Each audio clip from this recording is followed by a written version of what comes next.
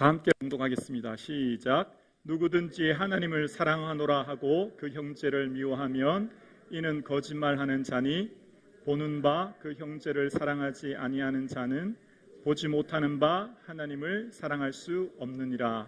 아멘. 언어에는 힘이 있습니다. 하나님은 말씀으로 천지를 창조하셨고 빛이 있으라 말씀하신 그 말씀대로 빛이 생겼습니다.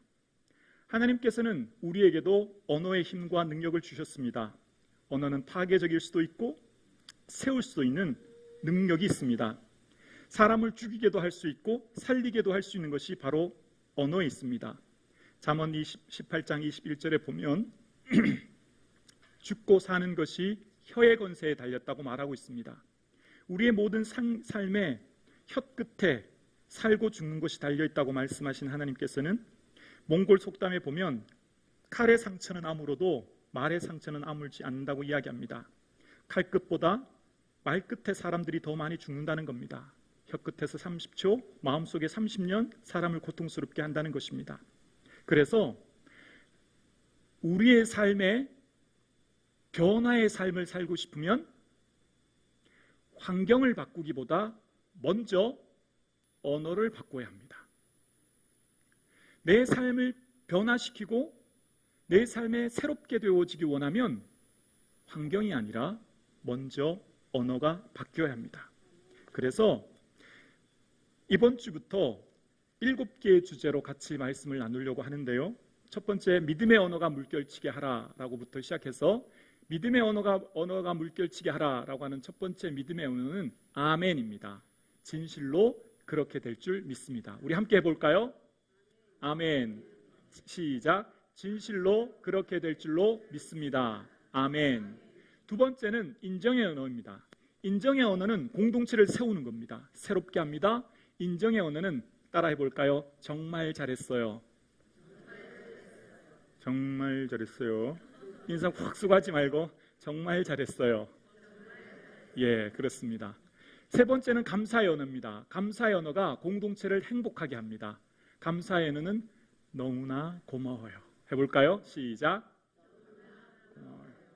네, 마음은 정말 고마운 마음이 있는 거죠. 네, 그 다음 네 번째, 배려의 언어가 공동체를 기쁘게 합니다. 배려의 언어는 아니요, 괜찮아요.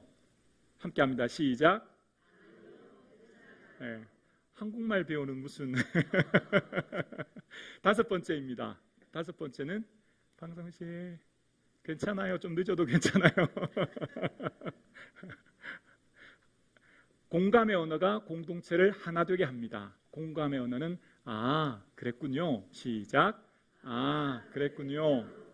여섯 번째는 사과의 언어가 공동체를 치유합니다. 실제적인 치유는 여기서부터 일어납니다. 정말 미안해요. 시작. 정말 미안해요. 마지막 일곱 번째입니다. 용서는 나와 공동체를 살립니다. 용서의 공동체는 함께 고백할까요? 용서할게요. 네, 감사합니다. 제 사투리도 그대로 따라 하시는군요. 이제 7개의 주제로 함께 말씀을 나누는데요. 여러분, 믿음의 언어가 물결치게 하라에서 첫 번째는 언어는 어디서부터 시작될까요? 첫 시작이 어디예요? 언어의 뿌리는 생각이에요.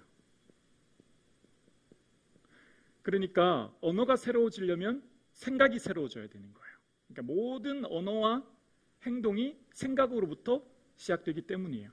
그래서 생각을 바꾸는 것이 얼마나 중요한지 몰라요. 그런데 아주 중요한 게 있어요.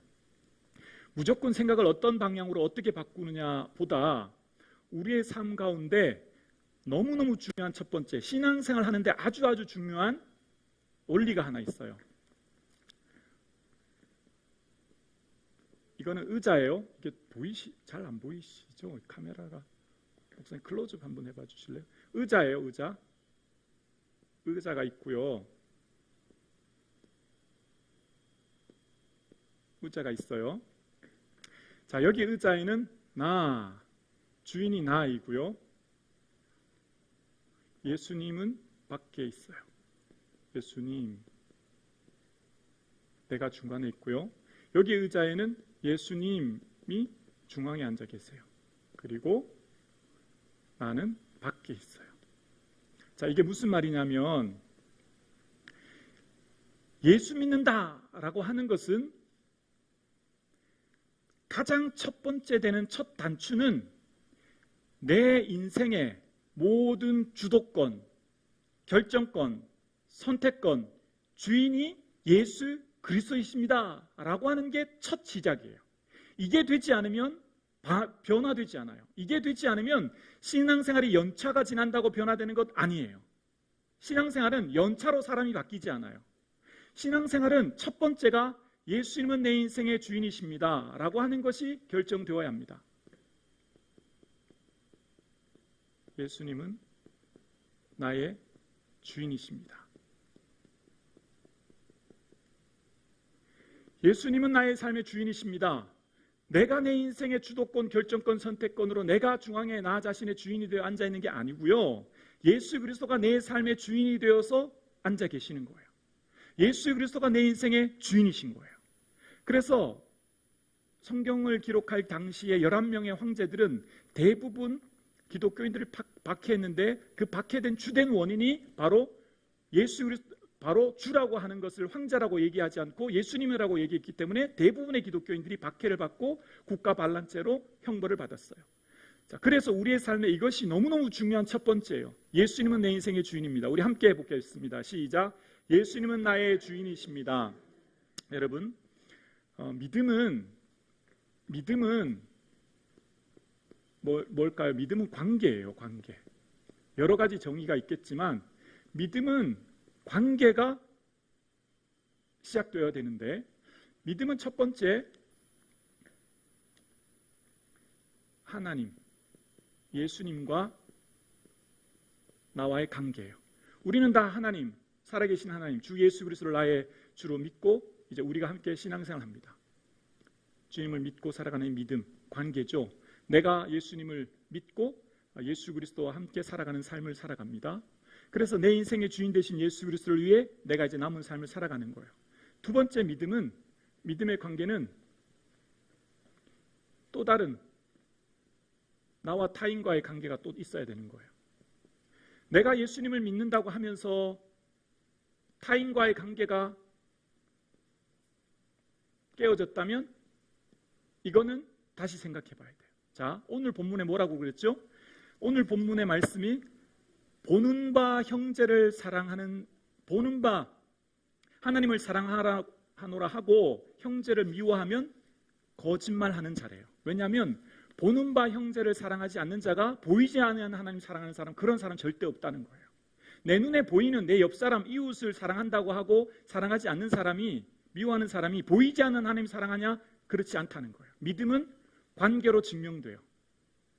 하나님 예수 그리스도를 나의 주로 믿고 열심히 신앙생활 하는 사람은 반드시 그 사람의 믿음은 이웃에게 증명되어요. 여러분, 그래서 자, 다시 여기서 돌아올게요. 여기로 한번 들어볼게요. 예수님이 주인 된다고 하는 것은 멀리 있는 얘기가 아니라 생각을 잘 유념하고 살펴보아야 돼요. 내가 어떤 성도님과 조금 안 좋은 일이 있었어요. 말다툼을 했어요. 근데 기도를 해요. 야, 너 그래서 되겠냐? 너가 먼저 화해해야지. 너 먼저 손 내밀어라. 그런 감동을 주세요. 내가 손 내밀려고 하면 자존심 상해. 저 사람 나한테 미안했다는 얘기도 안 하고 저 사람 나한테 아무 고운데 내가 왜? 기도하면 또 생각나요. 너가 그러면 되겠냐? 너가 먼저 손 내밀어야지. 너가 먼저 화해해야지. 그래서 네, 주님이 기뻐하신다면 제 자존심 내려놓을게요. 제가 먼저 손 내밀게요. 손 내미는 거 예수님 주인이에요. 네가 먼저 손 내밀어라. 아니요, 저 죽어도 못하겠어요. 저 자존심 상해요. 내가 왜요? 그 사람 나한테 아무 말도 안 하는데. 이게 나가 주인이에요. 쉽게 이해가 되시나요? 예수 믿는 건 멀리 있고 어려운 게 아니라 이게 먼저 선행되지 않으면 신앙의 연차가 오래될수록 아집이 강해져요. 두께가 두꺼워져요. 내가 오히려 내 교만이 높아져요. 그래서 기도를 많이 하고 방언을 하고 예언을 하고 통변을 하고 은사를 많이 받고 이게 중요한 게 아니에요. 이거는 이렇게 능력 받으면 내가 더 교만해지고 내 아집이 커지고 내가 더 세져서 나밖에 없어. 세상에 다 밑으로 봐. 그래서요, 이 이웃과의 관계가 정립되지 않은 믿음은 참된 믿음이라고 하기가 어려워요. 보이는 사람을 사랑하지 않는 사람이 하나님 저 하나님 사랑해요, 하나님 은혜 가운데 살아요, 이거 하나님이 아니라는 거예요.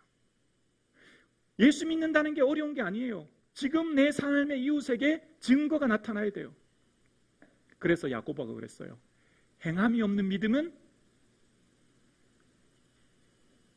참된 경건은 고아와 과부를 돌보고 자신을 지켜 새 속에 물들지 않은 거예요.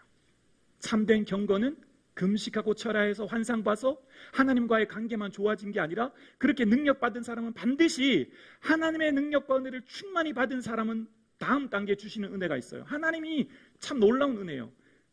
하나님이 은혜를 충만히 받은 사람은 반드시 이웃을 보게 하세요. 자녀들은 예언하고 늙은이는 환상을 보고요, 꿈을 꾸는 것. 그래서 하나님께서는 이웃을 보게 하시는 능력이 반드시 있어요. 참된 경건은 이웃에게 드러나요. 그래서 사도행전의 공동체는 성령의 충만한 은혜 받고 그 다음 무슨 일이 일어났어요? 나눴어요. 내 거 다 팔아서 나눴어요. 줬어요. 그래서 칭찬받는 공동체가 되었어요. 내 거 다 팔아서 필요한 이웃에게 줬어요. 성령의 충만함 받고 은혜를 받았더니, 하나님의 은혜를 충만히 받은 사람은 그 사랑으로 이웃을 품는 거예요. 사랑하는 거예요. 그러니까 나는 하나님 사랑해요 하는 사람이 이웃을 안 사랑하면 그것은 좀 더 생각해 봐야 돼요. 바리새인이 나는 일회에 금식하고 철야하고 금식하고, 그게 무슨 소용이 있어요? 당장 옆에 있는 사람 안 돌보는데. 세리가 주여 나는 죄인입니다. 그게 오히려 주님 기뻐하신다는 거잖아요. 그러니까 내 인생의 주도권을 예수님께 놓지 않으면 신앙생활의 삶이 평행선을 긋는 거예요. 성장하지 않아요. 계속 그 길로 가는 거예요. 신앙이 성장하고 또 성장하려면 내 인생의 주인은 예수님이 되어야 합니다.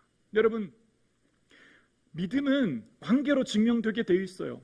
그래서 믿음은 예수 그리스도를 닮아가고 예수 그리스도를 위해 살아가는 모든 성도들은 예수님을 닮고자 몸부림치며 애써요. 그래서 하나님께서 레위기에 보면, 얘들아 내가 너희들에게 원하는 게 있어. 뭐냐면 내가 거룩하니까 너희도 거룩해야 돼 라고 말씀하셨어요. 레위기 19장 2절이에요.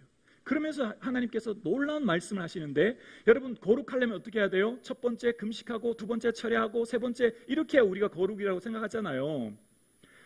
제가 말이 좀 빠르죠. 하고 싶은 얘기는 많고, 늘 설교 원고 줄여야 되는데 저 욕심이 많아서, 보세요.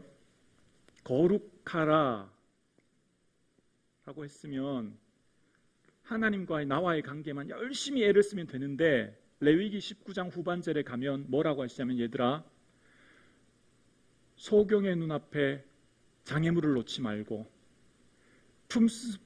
품꾼의 삭슨 그날에 주어서 먹게 하고, 반 모퉁이는 다 베지 마라. 객과 고아와 가부에게 주어라.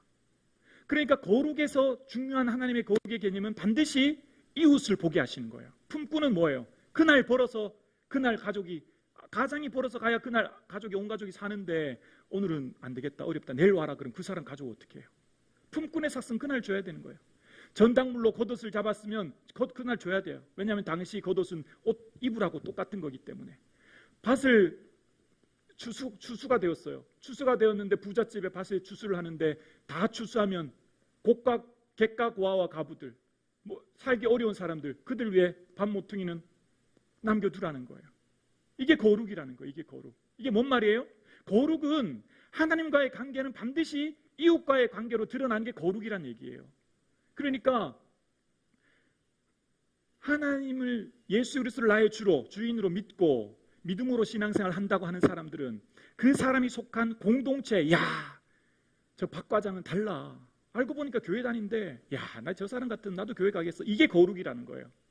야, 옆집에 사는 분이 알고 봤더니 성북중앙교회 다닌다네.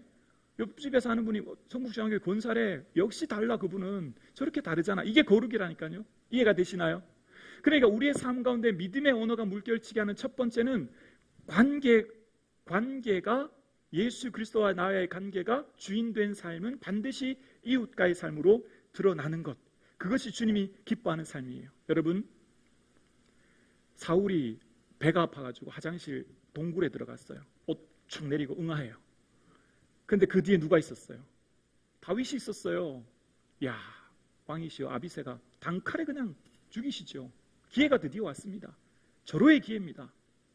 저 같으면 가서 그래 죽여라 그러고 그냥 사울을 그냥 죽였을 텐데, 아니, 그렇게 하지 마라. 다윗은 고도 자락 자르는 것도 마음이 아팠대요. 내 마음대로 하지 않아요. 결정권, 주도권. 다윗이 시편에 145편 맞죠? 왕이신 나의 하나님, 내가 주님을 높이고 경배합니다. 다윗은 한 번도 자기 자신을 왕이라 생각해 본 적이 없어요. 천하를 호령하고 통일 왕국의 왕인 그가 얼마나 왕이 되고 싶었겠어요. 그러나 모든 주도권은 주님께 드리는 거예요. 왕이신 나의 하나님, 내가 주를 높이고 주님을 송축합니다. 다윗의 인생의 왕은 하나님이셨어요. 다윗이 왜 하나님 마음에 합한 왕이 될까요? 주도권, 결정권, 선택권, 주님이 왕이십니다. 주님 뜻대로 하겠습니다. 유다와 베냐민 지파가 와서 헤브론에서 따라와도 억지로 나머지 11개 지파하고 전쟁을 벌여서 그 지파 통일하려고 하지 않아. 기다리는 거예요. 기다려. 하나님의 때를 기다려. 그래서 7년 동안 기다리니 10개 지파가 장로들이 와서 왕으로 모시잖아요. 예루살렘으로 가잖아요. 하나님의 때를 기다리는 거예요. 여러분,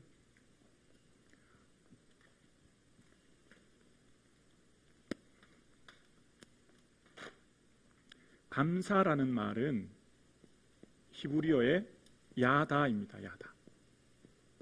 감사라는 히브리어 야다는 그러나 참 특이한 게 다르게 쓰일 때가 있는데요. 그것은 바로 찬송이란 단어로 쓰일 때도 있어요. 동시에 이게 같은 의미로 쓰일 때가 많아요. 근데 이 뿌리는 어디서 오냐면 고백하다라는 뜻에서 와요. 뿌리가 고백, 나의 고백.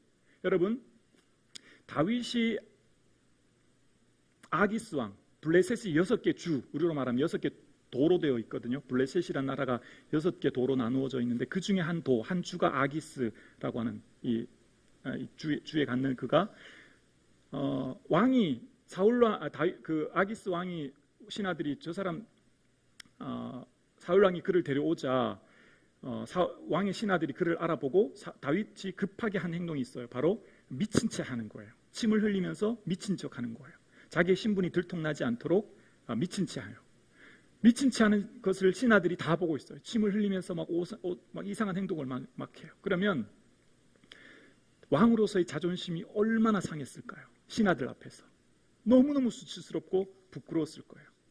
그런데 다윗은 시편 34편이죠. 그 말씀이 시편 34편에 우리 34편 한번 넘겨보실까요? 34편 맞죠? 네, 한번 넘겨보실게요.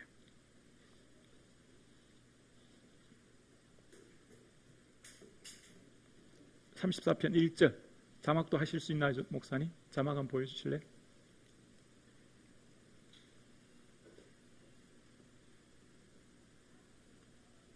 함께요. 시작. 내가 여호와를 항상 송축하며 내 입술로 항상 주를 찬양하리이다. 찬양하고 송축하고 감사하는 것은요, 좋은 일 있을 때 하는 것 아니겠습니까? 행복하고 즐거울 때 하는 것 아니겠습니까? 그런데 다윗은 고백하는 거예요. 여러분, 감사는 선택이에요. 지금 내가 마음이 어려워요, 힘들어요. 지금 자존심이 땅에 떨어지고 신하들 앞에서 마음이 너무 상해요. 그럼 그 순간 내가 뭘 선택하느냐가, 내가 불평하고 원망을 선택하느냐, 하나님을 찬송할 것인가, 내 선택에 따라서 내 마음과 내 삶의 방향이 결정돼요. 다윗은 내가 항상 여호와를 송축한다고, 찬양한다고 해요. 다른 말로 감사한대요. 이게 어떻게 감사할 일이에요?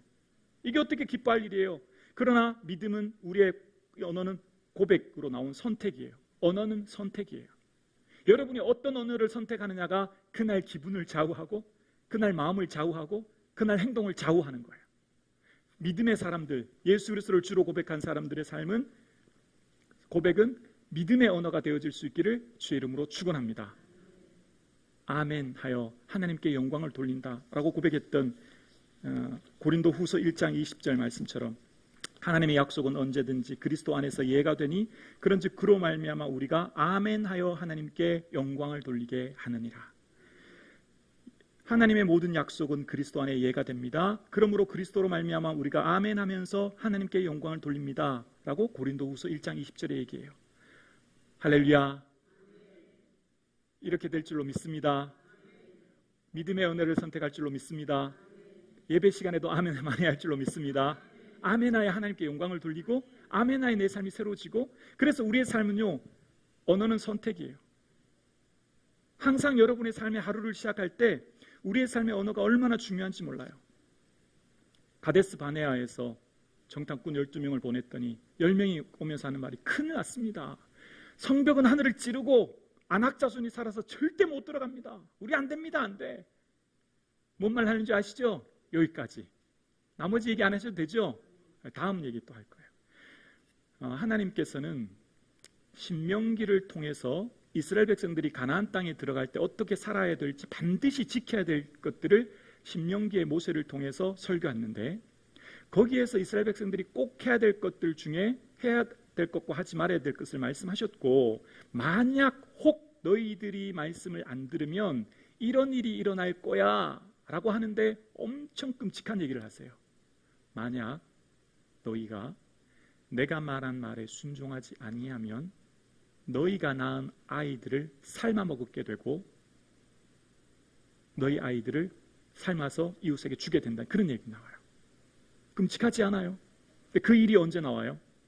열왕기하 6장에 나와요. 열왕기하 6장에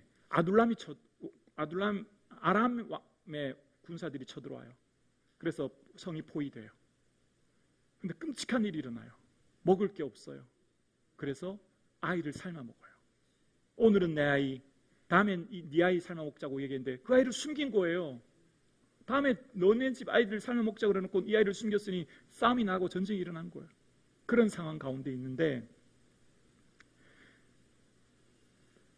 엘리사가 내일 이맘때에 성문을 열고 고운 밀가루 한 스아에 한 세갈로 매매하고 보리 두 수아를 한 세겔로 매매하리다. 이게 무슨 말이냐면 예전하고 똑같이 될 거라는 거예요. 물가가 폭등해서 더 이상 살 수 없는 물가로 폭등했는데 내일 이맘때가 되면 물가가 원위치로 돌아온대요.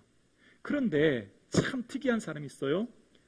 열왕기하 7장 2절, 우리 목사님 자막 한번 띄워봐 주실래요? 열왕기하 7장 2절이에요. 열왕기하 7장 2절. 우리 함께 고백할까요? 시작. 그때 왕이 그의 손에서 의지하는 자 곧 한 장관이 하나님의 사람에게 대답하여 이르되 여호와께서 하늘에서 창을 내신들 어찌 이런 일이 있으리요 하더라. 엘리사가 이르되 내가 눈으로 보리라. 그러나 그것을 먹지는 못하리라. 하늘에서 창을 내신들 어떻게 그런 일이 있습니까? 웃기지 마십시오. 그런 일 안 됩니다. 못 일어납니다. 왜냐하면 지금 아람 왕의 군사가 사마리아를 뺑 둘러 진쳐서 물가는 폭등하고 아이를 삶아먹는 이런 상황인데 무슨 그런 일이 있습니까? 한 장관이 무슨 말했냐면 천만에 안 돼요. 하늘에서 창을 낸들 그런 일 안 돼요. 말한 대로 이후에 나병 환자들이 우리가 여기서 굶어 죽는 것보다 밖에 나가서 죽는 게 낫다고 생각하고 밖에 나갔다가 와보니 하나님께서 그 아람 왕의 군사들을 다른 이 나라가 이집트가 공격해 온 줄 알고 다 쫓겨나게 물건을 두고 급히 도망가게 했죠. 그래서 그 사람들이 다시 들어와서 얘기합니다. 다 도망갔다고 확인해 보라고. 그래서 그 사람들이 우르르 나와요. 근데 정말 다 도망간 거예요. 그때 사람들이 우르르 나올 때 장관은 그 자리에서 밟혀서 죽어요. 제가 무슨 얘기 하려는지 아시죠? 말이 얼마나 중요한지 몰라요. 야, 넌 잘 될 거야. 걱정하지 마. 아들 걱정하지 마. 걱정하지 마. 너 하나님의 자녀야. 하나님 책임지실 거야. 좀 못해도 좀 부족해도 괜찮아. 다시 너만 잘하는 게 있어. 너에게 강점이 있어. 너 잘하는 게 있어. 권사님이 계셔서 너무 행복해요. 함께 신앙생활에서 얼마나 위로가 되는지 몰라요. 우리의 언어는 믿음의 언어로 변화될 수 있기를 주의 이름으로 축원합니다. 그래서 우리의 언어는 늘 긍정적인 걸 바라보고 주님이 하실 일들을 생각하는 거예요. 그게 믿음의 사람들이에요. 언제나 성경에는 믿음의 언어와 부정적인 언어를 선택하는 그 선택의 말대로 너희 말이 내 귀에 들린 대로 하나님 행하시는 하나님이셨고 그 사람의 말대로 그대로 되었어요. 예수님께서 변화산에서 내려오셨을 때도 아시죠? 거품을 흘리는 귀신 들린 사람이 있는데 예수님 할 수 있거든 내 아들 좀 고쳐주십시오 했더니 예수님 뭐라고 하셨죠? 할 수 있거든 무슨 말이냐? 믿는 자에게 능치 못하는 일이 없다 말씀하셨어요. 왜 말을 할 수 있거든을 묻느냐? 믿음의 언어를 고백하라는 겁니다. 여러분 여러분 삶이 새로워지고 싶습니까? 언어가 새로워질 수 있기를 주 이름으로 축원합니다. 믿음의 언어로 고백되어질 수 있기를 주 이름으로 축원합니다.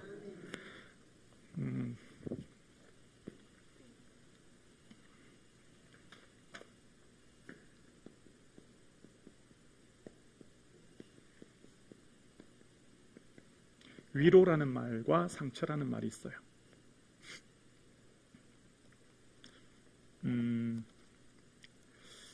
우리는 어떻게 위로해야 될지 잘 모를 때가 있어요. 나는 타인을 위로해 준다고 했는 말이 오히려 타인이 그 말 때문에 상처받고 힘들어하는 경우가 종종 있어요. 왜냐하면 그 상황을 체해 보지 않았기 때문에, 내가 그 상황을 직접 경험해 보지 않았기 때문에 나는 정말 그 사람한테 위로해 준다고 한 말이 오히려 그 사람의 마음을 아프게 할 때가 있어요. 예를 들어서 어떤 A라고 하는 분이 큰 암에 걸렸어. 그러면 어떻게 하다 그런 병에 걸렸어? 아유, 참, 어떻게 하다 그렇게 암이 됐어? 이렇게 말하면 나는 그 사람 위로해 준다고 하는 말이죠. 맞잖아요. 어떻게 하다 그래 됐어? 힘내. 이런 의미인데 듣는 사람은 마음이 아파요. 나도 이 병에 걸리고 싶어 걸렸냐고요. 나도 암에 걸리고 싶어서 암에 걸렸냐고요. 나도 힘들어요. 그러니까 우리의 삶 가운데 위로와 상처를 구별을 잘 하지 못하고 나는 위로라고 한 말이 상대는 상처 줄 때가 많아요. 그래서 힘든 성도, 어려운 성도는 기도해 주면 돼요. 기도해 주면 돼요. 묵묵히 기도해 주면 돼. 내가 굳이 뭘 말하려고 하지 않아도 되고 전화하려고 하지 않아도 돼요.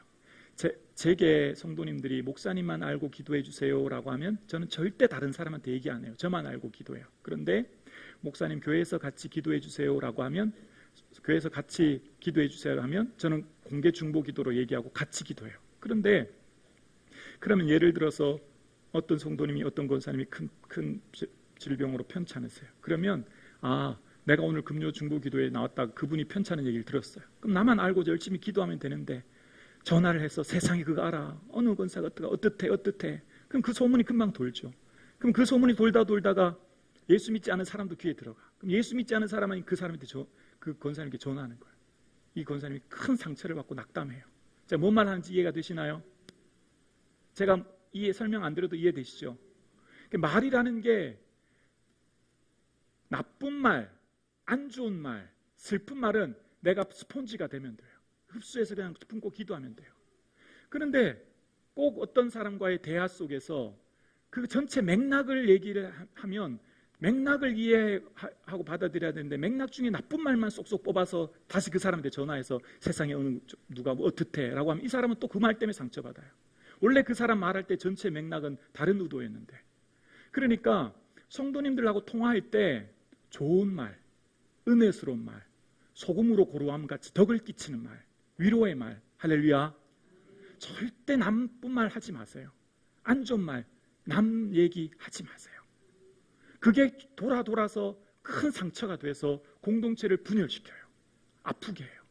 그러니까 우리가 어떤 게 위로가 되고 어떤 게 상처가 될지 모르기 때문에 우리가 정말 참된 위로는 기도해 주는 거예요. 묵묵히 기도해 주는 거예요. 그리고 아파하는 성도를 향해서 기도하면 되는 거예요. 그래서 우리의 삶 가운데 믿음의 언어는 주님을 바라보는 긍정적인 언어로, 또한 주님께서 해주실 것을 믿고 기도하는 고백을 하는 것이죠. 사랑하는 우리 성북중앙 모든 가족 여러분, 믿음의 언어가 물결치는 성북중앙교회 되기를 주님의 이름으로 축원합니다.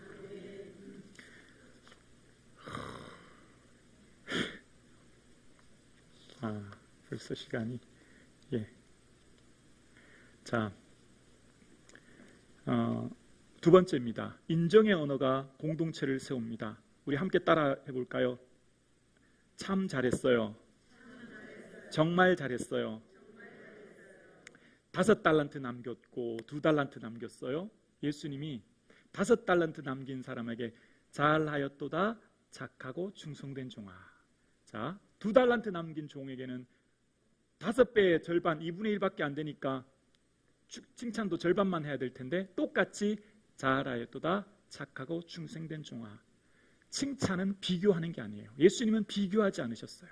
예수님이 결코 우리를 비교하지 않으세요. 김부기 목사는 김부기 목사만으로 평가하시는 거예요. 내가 타교의 어떤 목사와 예수님 비교하지 않아요. 장로님은 장로님으로, 권사님으로, 아빠로, 엄마로 비교하지 않아요. 우리 아들이 다른 애하고 공부 잘하나 못하나 비교하면 안 돼요. 내 아들은 내 아들대로의 특징이 있는 거예요. 우리 교회 장로님은 우리 교회 장로님으로서의 장점이 있는 거예요. 우리 교회 권사님은 권사님으로 장점이 있는 거예요. 그분만의 삶을 평가하고 칭찬하는 거죠. 비교하는 거 아니에요. 예수님은 절대 비교하지 않으셨어요. 남편이 어쩌다가 설거지를 해준다고 부엌을 막 어지럽혀 놨어요. 부인이 가보니까 이럴 거면 말로 설거지했어. 그럼 되겠습니까?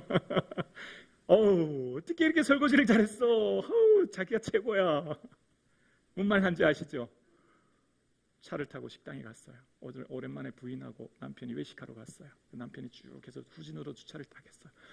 어머머, 자기는 어떻게 주차를 이렇게 잘해? 나 후진으로 서울까지 갈 수 있어. 부산까지 갈 수 있어. 남자는 지적한다고 변하는 게 아니에요. 칭찬해 주는 거, 칭찬. 그게 변하는 거예요. 공동체는 칭찬의 언어가 풍성해져야 되는 거예요. 아침상 차려주면 오늘 설교 기억나십니까? 세상에 당연한 건 없어요. 저절로 되는 건 없어요.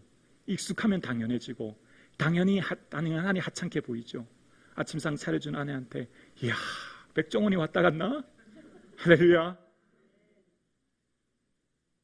진짜 아멘이십니까?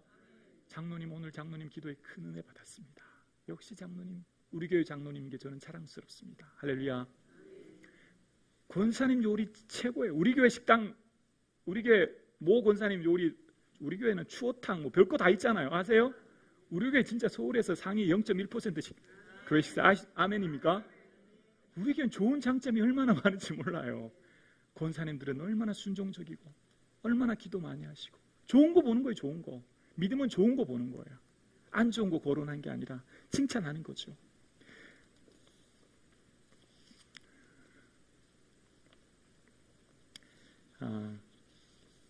우리 4번 배려의 언어가 공동체를 기쁘게 합니다. 보겠습니다. 여러분 많이 피곤하실 것 같아서 자, 우리 함께 해볼까요? 아니요, 괜찮아요. 아니요, 괜찮아요. 미소를 지으면서 옆에 있는 권사님, 장로님들에게 한번 인사하겠습니다. 아니요, 괜찮아요.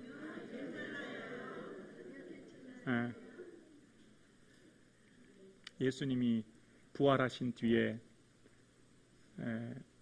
디베랴 호숫가에 갔더니 제자들이 고기를 잡고 있어요. 고기를 막 잡다가 있는데 얘들아 고기 좀 있니? 말씀 듣는 순간 예수님이구나 직감적으로 알았어요. 베드로하고 제자들이 나왔어요. 벌써 예수님인 거 다 알아요. 근데 예수님은 얘들아 고기 좀 가져와라. 아침밥 차려주시는 거 아침밥 차려주세요. 아침밥 차려주면서 너네가 그럴 줄은 몰랐다 내가. 베드로 너 나 부인 안 한다며? 죽기라도 목숨 바친다면 베드로 너 정말 그럴 수가 있냐? 야고보 야 너 야고보 너 어떻게 그럴 수 있냐? 그런 말씀하지 않으셔요. 아침 먹어라. 아침 먹어라. 베드로야 너 날 사랑하니? 주님 사랑합니다. 괜찮아 베드로야. 괜찮아. 야고보 괜찮아.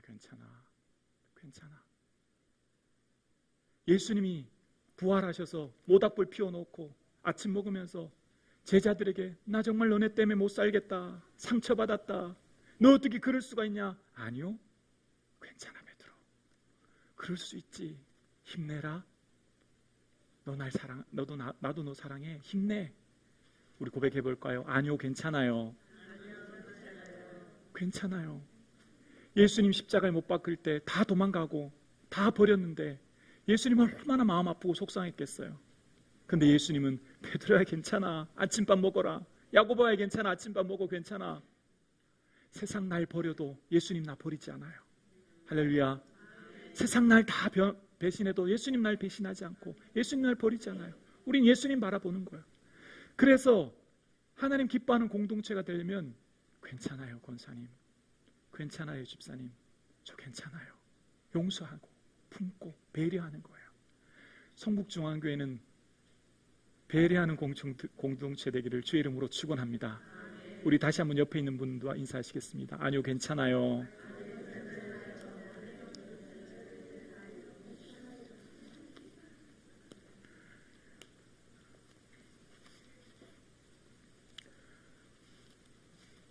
예수님이 성북중앙교회 생각하시면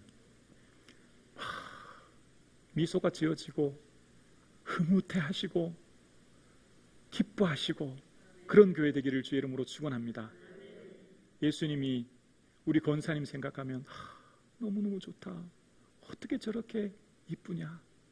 그런 마음이 지어질 수 있기를 주의 이름으로 축원합니다. 예수님이 성북중앙교회 삶, 또 여기 계신 우리 장로님, 권사님, 집사님, 또 오늘은 그 학교 청소년부도 많이 왔는데요. 우리 아이 자녀들 생각하면서 너 때문에 내가 산다. 너 너무너무 너 때문에 행복하다. 그런 공동체 되기를 주의 이름으로 축원합니다. 그래서 서로가 서로를 사랑하는 사랑의 띠가 풍성한 그런 교회 되기를 주의 이름으로 축원합니다.